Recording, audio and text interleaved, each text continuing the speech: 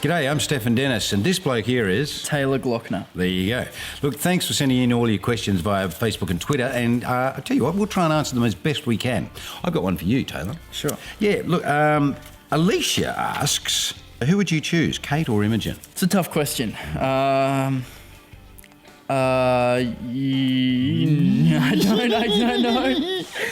Is this a trick question? Is there an answer where I can think win? it is, because if you say Kate, I'll kill you. It's just whatever Exactly. you say. Yeah. So, okay, Imogen. Yeah, that's a good answer. Imogen. Stefan. Rona asks, do you have any say over how your character has changed over the years, or is it purely up to the writers? Oh, no, I have good input. But in saying that, I being an actor, I'm lazy, and I depend wholly and solely on the writers to come up with fabulous stuff, and they have. But also in saying that, no, I'm very fortunate because I've been involved with the show since day one and developed the character along with the producers and writers all through the eras. I've had a pretty good... I always remember sitting down with Reg Watson, who's he created the show Neighbours, and sitting down with him one day for about 3 hours, coming up with the path, if you like, for where Paul is today. Because originally, Paul, I don't know if you remember, but he used to be a happy-go-lucky university student following in his father's footsteps, and then kind of went off the rails when he discovered business and all of that. And so, yeah, Reg and I literally sort of orchestrated the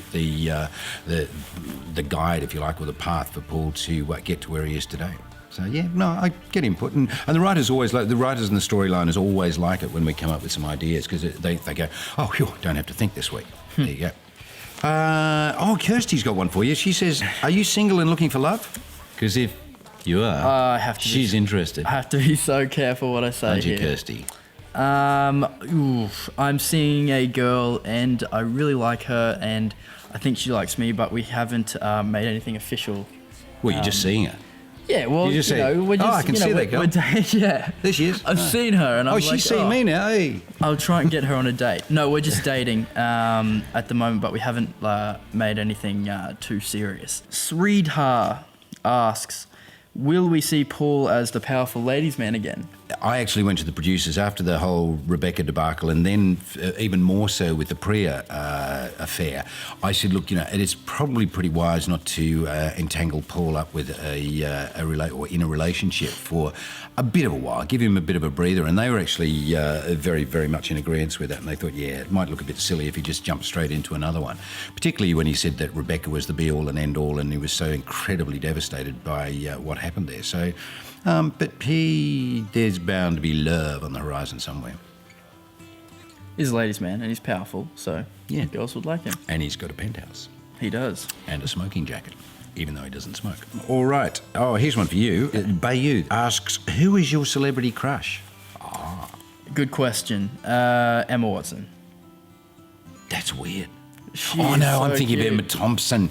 That's why I thought it was weird. No, Emma Watson, she's cute and she's super classy and she's just amazing, I think. So, short answer. Question for Stefan Dennis. Maggie asks, if you weren't playing Paul, which other character from the past or the present in Neighbours would you like to have been? Apart from Mason.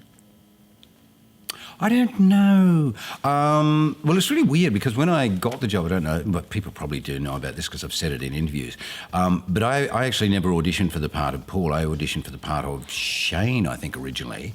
And then when I got called back for a second audition, I was reading for the part of Des Clark. And then my agent said, oh, you've got the part. And I thought, playing Des Clark. And then my scripts arrived with Paul Robinson on them, and I didn't have a clue who Paul Robinson was. Aren't I glad they did, though? This one for Stefan. Dave asks, what are your neighbours like in real life? Oh, they're really cool.